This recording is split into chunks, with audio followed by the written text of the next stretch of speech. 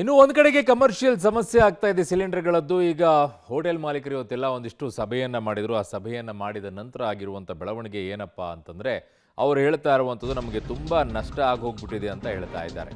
So ಮುಂದಿನ ದಿನಗಳಲ್ಲಿ 100 ಕೋಟಿಯವರೆಗೂ ಕೂಡ ನಷ್ಟ ಆಗಬಹುದು ಅನ್ನುವಂಥ ಅವ್ರ ಲೆಕ್ಕಾಚಾರ ಮುಂದಿನ ದಿನಗಳಲ್ಲಿ. ಸೊ ಈಗ ಸಮಸ್ಯೆ ಅಂತೂ ಬಹಳ ಇದೆ. 20-25% ನಮ್ಮದು ಬಿಸ್ನೆಸ್ ಲಾಸ್ ಆಗಿದೆ ಅಂತ ಅವರು ಹೇಳ್ಕೊಳ್ತಾ ಇರುವಂಥದ್ದು. ಪಾಪ ಅವ್ರ ಸಮಸ್ಯೆ ಅವ್ರಿಗೆ ಇರುತ್ತೆ. ಈಗ ಗ್ಯಾಸ್ ಸಿಲಿಂಡರ್ ಸಮಸ್ಯೆ ಮತ್ತಷ್ಟು ಹೆಚ್ಚು ಆಗಲಿದೆ. ಸಾಧ್ಯವಾದಷ್ಟು ಹೋಟೆಲ್ಗಳನ್ನು ತೆರೆಯೋ ಉದ್ದೇಶ ನಮಗಿದೆ ಅಂತ ಹೋಟೆಲ್ ಮಾಲೀಕರು ಹೇಳ್ತಾ ಇದ್ದಾರೆ.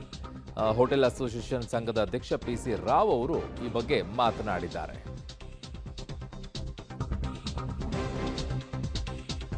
ಅದನ್ನು ಅವ್ರು ಹೇಳ್ತಾ ಇರೋದು, ಮುಂದೆ ಇನ್ಯಾವ ಹಂತಕ್ಕೆ ಹೋಗುತ್ತೋ ಗೊತ್ತಿಲ್ಲ, ಆದರೆ ಈಗ ಸಮಸ್ಯೆ ಅಂತೂ ಇದೆ ಅಂತ ಹೇಳ್ತಾ ಇದ್ದಾರೆ.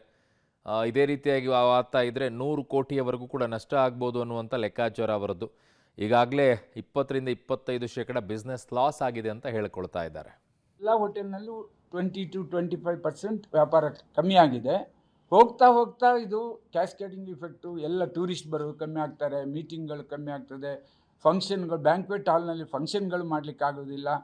ಈ ಎಲ್ಲದನ್ನು ಸೇರಿದಾಗ ಅದು ಒಳ್ಳೆ ದೊಡ್ಡ ಅಮೌಂಟ್ ಹೋಗ್ಬೋದು. 100 ಕೋಟಿಗಿಂತಲೂ ಮೇಲೆ ಹೋಗ್ತದೆ ಹೋಗ್ತಾ ಹೋಗ್ತಾ. ಅದು ಎಲ್ಲಿಗೆ ಬಂದು ನಿಲ್ಲುತ್ತದೆ ನೋಡೋಣ. ಈ ವಾರ್ ಪರಿಸ್ಥಿತಿಯಲ್ಲಿ ಟ್ರಾವೆಲರ್ಸ್ ಕೂಡ ಕಮ್ಮಿ ಆಗಿದ್ದಾರೆ. ಬೆಂಗಳೂರಿಗೆ ಬರುವಂಥ ಜನಗಳು ಆಗಮನ, ಟೂರಿಸ್ಟು, ಮತ್ತು ನಾನು ಹೇಳಿದಂಗೆ ಫಂಕ್ಷನ್ಸು, ಕೇವಲ ಮದುವೆ ಎಂಗೇಜ್ ಮಾಡಿದವರು, ಡೇಟ್ ಫಿಕ್ಸ್ ಮಾಡಿದವರು ಮದುವೆಗಳನ್ನು ಮಾಡ್ತಾರೆ. ಮುಂದಿನ ದಿನಗಳಲ್ಲಿ ಅದು ಕೂಡ ಕಡಿಮೆ ಆಗ್ತದೆ. ಒಂದು ಭಯದ ವಾತಾವರಣ ಇದೆ. ನಮ್ಮ ಗ್ಯಾಸ್ ಮಾತ್ರ ಅಲ್ಲ, ವಾರ್ ಭಯದ ವಾತಾವರಣ ಇದೆ. ಅದನ್ನು ಕಾದು ನೋಡೋಣ. ಎಲ್ಲರಿಗೆ ಆಗುವಂಥ ಸಮಸ್ಯೆನೇ ಅದು.